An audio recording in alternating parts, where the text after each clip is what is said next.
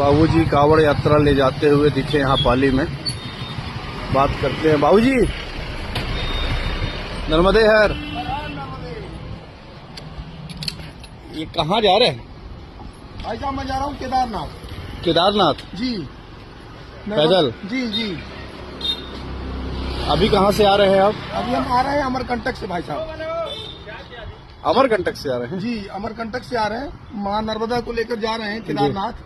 चूंकि नर्मदा जी जो है शंकर जी की पुत्री हैं। जी। यूँ कहे जाए कि शंकर सुता नर्मदा, तो नर्मदा जी जो है शंकर जी की पुत्री है।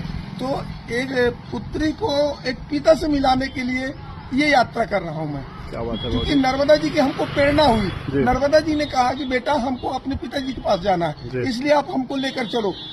इतने लाखों लोगों में, करोड़ों लोगों में पता नहीं नर्मदा जी मेरे को क्यों चुनी और क्या नहीं थे। बिल्कुल, नर्मदा जी ने कहा नहीं तू ही जाएगा, अब तू तेरे को ही लेकर जाना है। रात को स्वप्न में आई, चलो माता जी ठीक है मैं आपको लेकर चलूंगा। तो 1 जून को मैं नर्मदा जी को निमंत्रण करके उनको साथ लेकर के आज ही केदारनाथ की ओर निकल। मतलब 1 जून से आपने यात्रा प्रारंभ की थी अमरकंटक से? जी। माँ नर्मदा जी का जल आपने उठाया था। तो ये आप केदारनाथ लेके जाएंगे?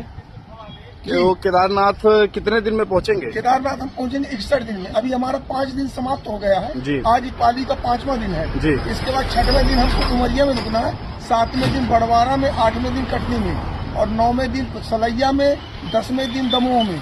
इसके बाद पथरिया में, फिर सागर में, फिर बीना में, फिर ललितपुर में, फिर झांसी में, फिर डबरा में, फिर दतिया में, फिर ग्वालियर में। इस तरीके से बढ़ते हुए मथुरा मतलब मुरैना, मथुरा, आगरा, ये सब चीज होते हुए फिर हम सीधे पहुंचेंगे दिल्ली। और दिल्ली से फिर सीधा मेरठ वाला रास्ता पकड़ के फिर सीधा हरिद्वार जाएंगे और हरिद्वार और ऋषिकेश होते हुए फिर सीधा कर्णप्रयाग, रुद्रप्रयाग, नंदप्रयाग और इसके बाद श्रीनगर के बाद सीधा गौरी कुंड होते हुए श्री केदारनाथ भगवान के पास जाएंगे। लगभग कितने दिनों की ये यात्रा आपकी होगी बाबूजी?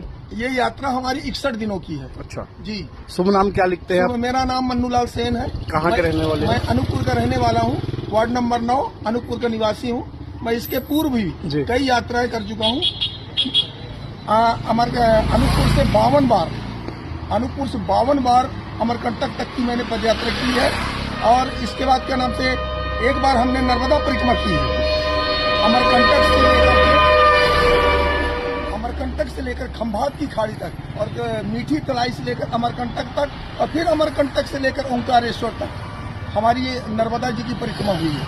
बहुत 3960 किलोमीटर की पदयात्रा हुई है हमारी।